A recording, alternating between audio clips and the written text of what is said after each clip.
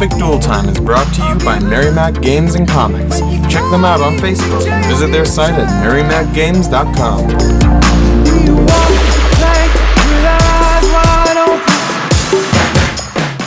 What's up, YouTube? Evan from Epic Duel Time here. I wanted to talk about a different kind of topic today. A lot of you have shown some interest in us doing different kinds of videos. Besides just our regular duel videos and deck profiles and stuff that's really directly related to Yu-Gi-Oh, rather than talk about kind of other topics that are outside of it. One of the things I wanted to tackle was locals and local tournaments. And the significance of that to Epic Duel Time is actually really, really strong. Without local tournaments, Epic Duel Time likely wouldn't exist. I get all or most of my matches from players at my local tournaments. And I just go up to them, ask them if it's cool to film, and they're always okay with it. It's like, oh cool, it's just me playing a game, and it goes on YouTube now. And I film it, and since the channel's become more popular, obviously people are a little more excited to be doing it, and that's awesome. I love that reaction. But without locals, I wouldn't have material to put up here. This would be a very different channel if it existed at all. So locals are incredibly important to me, and a good local is important to me. I know when a local is good, and I know when a local is bad. Now, what makes locals good and bad? 80% of a good local is based on the local itself, the store itself, the event, the staff, everything about the store. The rest of it, the 20%, is the people, the other patrons, the other players who go, and the community around it. So I'm going to get to the store first. Majority of stores, and maybe I shouldn't say majority, a strong amount of stores are OTS, Konami OTS, which is Official Tournament Store. They get their product directly from Konami, and they buy so much of it from Konami. They run stores according to their run tournaments in their store according to Konami's guidelines. They don't get to go outside of them. That's the reason why most places you find will not have Yu-Gi-Oh cash tournaments of any kind. It's just how it works. The rest of them are independents, and they get their product from whatever vendor or dealer they pick. And they can run tournaments however they want to do it. Now they can, the vendor could stop supplying them if Konami found a problem with it. That doesn't really happen that much. But with OTS is really where I'm going to focus. Where in the store do you find is the most important factors of a good tournament? The first thing for me is actually the store itself, the appearance of the store. When I walk into somewhere, let's be honest, first impressions matter. Always matter. When I walk into a store and it's dirty, my expectations have plummeted. My attitude has plummeted. I am not feeling good about this place. If you go into any store, or let's say you go into a restaurant, and it looks nice, and it's really, the decor is pretty good, or even if it's not that great, it's clean, and it's pretty clean, and you just get a good vibe about it, like they take pride in their appearance, you're walking in on a pretty good attitude. You walk in on just a dirty, grungy, there's filth all over the floor, it doesn't smell good, it doesn't look nice, you're not feeling so hot about it, and it's very unlikely you're going to want to spend very much money here. That applies to tournament stores, 100%. If you walk into a local and it's a crap hole, you're going to feel like you're in a crap hole. That's it. If the store looks dirty and is messy, and there's no real order to it, you're gonna feel it. It's not just the appearance, you're gonna start feeling that. And it's gonna be subtle, but you're gonna feel it. Where if a store is to give a great example, our sponsor store, Merrimack Games, is actually really, really, really clean, and I love that because I'm a little OCD about that kind of stuff. Where I pick up on that, I notice things like that really, really, really quickly, and when I walk in, It always smells nice. It smells nice there, which is weird to say about a comic shop, but it smells nice. They take pride in how they look, because if you look good, you kind of feel good. If you're in a nice looking, well kept store, you feel that you can get a little more done. It's organized, things look nice. Whereas if, again, if you're in a crappy place, you're not gonna feel so great. You don't get a good vibe about it. So, there's that aspect. The next aspect is how the tournament's run. So, generally, you have a TO, or tournament official, or tournament organizer. This is the person or persons who runs the event, organizes the event, picks the dates that they happen on, and handles the event. So in terms of OTSs use a COSI software. It's a Konami tournament software, KTS. There's all sorts of abbreviations. It's great, and this software essentially tracks like people's COSI numbers versus their names and pairs them and runs a tournament software. It was similar to, if anybody knows the software, Mantis. Just like that, except it's not nearly as good as Mantis. So it pairs people and you play a tournament through it. Well, the thing about it is that you need a pretty attentive tournament official. I have gone to plenty of locals where the tournament official is playing in the tournament. They should not be doing that. I hate it when they do that. Now, I'm not going to say anything because that's not my place, that's not my business. But what I do feel is that, well, it's not really worth your time to be here, so why is it worth mine? If they're being paid and compensated to do something, they really shouldn't be doing something else, especially being in the tournament themselves, because you run into a conflict of interest. But if they're even in a different games tournament, you run into this, well, I'm playing my game, so I don't really want to take your scores right now. One of the issues that I find this really conflicts with is calling time. YuGiOh tournament rounds are 40 minutes. Period. They start time at 40 minutes. And there are many times where I looked at my clock and gone, crap, that was 65 minutes, that was 70 minutes, that was 75 minutes. That's embarrassing. And every time I see that, I feel like somebody should be embarrassed that they couldn't, set a stopwatch on their cell phone or get a timer or something to set it at 40 minutes, because that would have cost them too much time and effort. And that's a big complaint I hear about tons of locals, that they don't keep track of time, or they're not good with the time. That's just inexcusable. That's silly. And yes, you could keep time yourself, but that's not your job as the player. That's the tournament organizer's job. If you go to a YCS, they're not going to not announce time. That's not gonna happen. It might be like a half second late or a minute late or something, but they're not going to not announce time. They're going to end the round. They want to go to the next round. You don't want to be there all day. My local tournament starts at 7 o'clock at night, so I don't want to be there at 1 in the morning. A late night is usually around 11:30, 12 o'clock. That's a late night.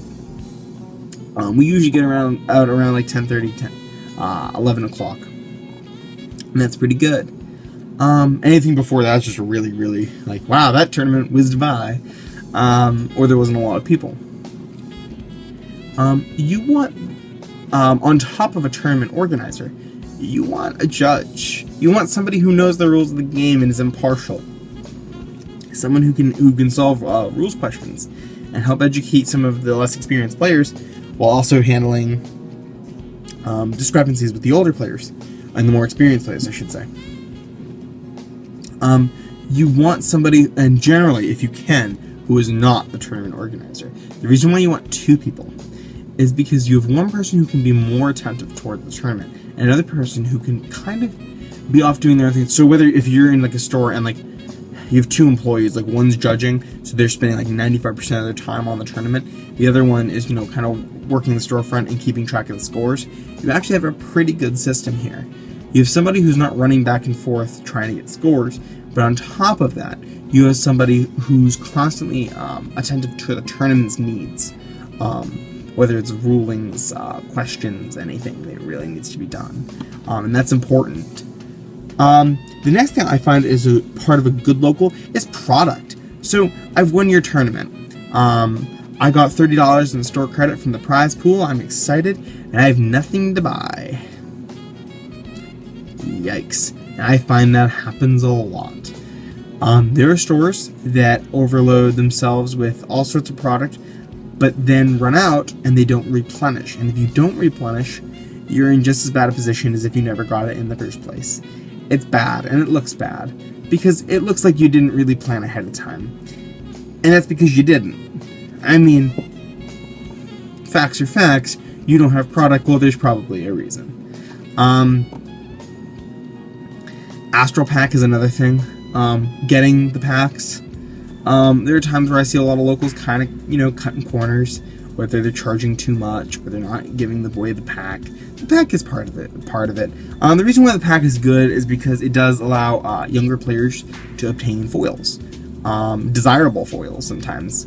So if like a little kid enters 5 tournaments, but eventually he pulls like an ultimate spell power, he can trade that to somebody, an older kid who wants, to foil out his spellbook deck, and he's going to trade him $35 to $40 worth of cards. Well, now this younger kid has come into these cards and is now able to kind of move up in class of being able to afford more cards because his cards are better because he just traded for a bunch of cards.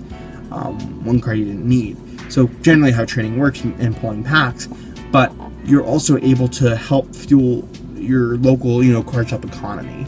It's not like remember, OTSs cannot sell Turbo Pack cards, or actually Astral Pack either. So it doesn't really matter because you're not gonna sell it back to the store anyway. So there's no real competition about it. You're just trading it around, and that can help. Local card pools. But you need to have those because that's part of a tournament. It's part of the tournament experience, especially for younger kids. A lot of younger kids who don't do well in tournaments competitively still want the pack. And if you don't have the pack, they're just paying $5 to lose. And that's not very fun for them. Where if they pay $5, hey, at least I got a pack. And I may have gotten a cool foil or a card I really like. One time, I think Mary Mac ran out of Astral Pack one day, and we were there for the tournament. So they gave away Tachyon. Actually, they gave away any pack we wanted, and it could have been like Magic the Gathering or Vanguard, because they were just like, oh, pick a pack. Like they had a problem, and then they resolved it really, really, really well. They have Astral Pack right after that happened. They had Astral Packs again, so it's important to have that. It's an important part of the community building. Another part is making sure that the staff's friendly, and that's not just like a customer service thing, but it's also like you're there, and it's more likely that you were there more than once. Patronage is really, really, really important in the gaming community. Establishing a player base of a store. If I've got the same 50 players that come to my store every time, and they like my tournaments and I'm good to them, I have 50 players almost guaranteed. At least, 30 to 40 of them are going to consistently show up. Sometimes people just don't show up. But if I'm a real asshat to them, and I'm rude to them, and I'm mean to them, they're not going to keep showing up. If they get a better deal, they're going to go for it. And that's a problem. You can't be mean to your players. Just because you're the boss does not mean you get to boss them. You need to treat people with respect, and to get respect, you have to give respect. That's just how it works. I see a lot of stores don't treat their gamers like normal customers, and that's a problem because just because they're there a little longer doesn't mean that they could spend even more money than your regular customers. So they're not a lesser customer by any means. If you've got the product, they want to buy it. And that's another thing. Making sure you have card supplies and accessories. That's another thing. If I want to buy sleeves as a last minute thing, I don't want to have to settle on brown sleeves when I like white. Keep some sort of an inventory sheet of what you're selling out of really quickly, so you can order tons of it next time. Because if it sells out, every time you get it in, it keeps selling out really quickly. Well, maybe you can keep up with it a little faster. These are just general store things. Things you don't like in a local. Ooh, we all have our horror stories about this. If it smells, or it's got gamer funk. BO, essentially. There was a store I went to, God, I can't remember where. It had a sign on the front that said, please maintain your personal hygiene for the benefit of all other patrons, or you will be asked to leave. And I thought, that's a really bold stance on it. And then I thought, thank God. Like, damn, somebody needed to say it. It's important. And if you're a player, do shower. Like, come on. That's disgusting. Nobody wants that. And I don't care if you don't smell it. Everybody else does. I mean, there have been times where I've, like, my people and I were just, like, we were standing there, and, like, some kid walked by, and we just, like, got a whiff of it, and we're like, what the hell? I just went to the other side of the room, like, nope. Not for the next 5 hours, we're not playing YuGiOh next to that, like, we're already having to do this, like, I think I got paired with the kid, too. It was awful. It's just one of these things where you want to be comfortable. You don't, and I guess this is a big one, you really don't want to be chased out when the tournament's over. A lot of the feel of the tournament is, and I've been in tournaments where it gets really rushed. That's because people want to go home. And I get you're all employees and you all want to go home. But on top of that is I want to be able to talk to my friends. And I want to be able to hang out. Locals isn't just a place to sit down, play cards, buy your stuff, and go home. It's a place for me to build my friendships and hang out with people and see my friends. I don't see a lot of my YuGiOh friends outside of YuGiOh situations. It doesn't happen all the time. So, when I see them, I want to see them longer, and I want to see them more often. And if I want to hang out with my friends there, I want to hang out with my friends. Like, that's just how it is. And I don't like it when I'm rushed or have to get like, oh, come on guys, we want to leave. Like, I get it, but I don't. Like, it's this kind of a selfish thing. I don't know. But being rushed or having a tournament being rushed, having a tournament drag on too long. These are issues. I guess for the rest of this, I want to leave it up to you guys. What are things you like and don't like about your local tournaments?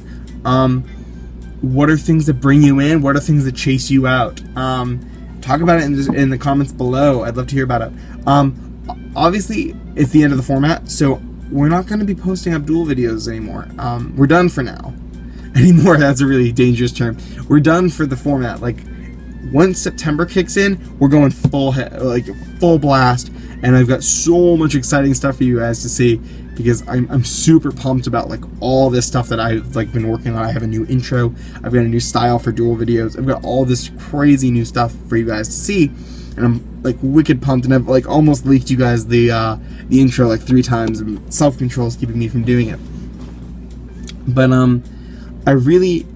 I want to emphasize that how passionate we are about Duel videos and about getting content to you guys. But please let us know if there's any other kinds of content you want to see, because we definitely like giving people what they want to see. This isn't really all about us. If it was all about us, maybe this would be a very different thing, but we react to you guys all the time, so please have your input. And as always, like, comment, subscribe, check out our sponsor, Merry Mac Games and Comics, and keep dueling, America.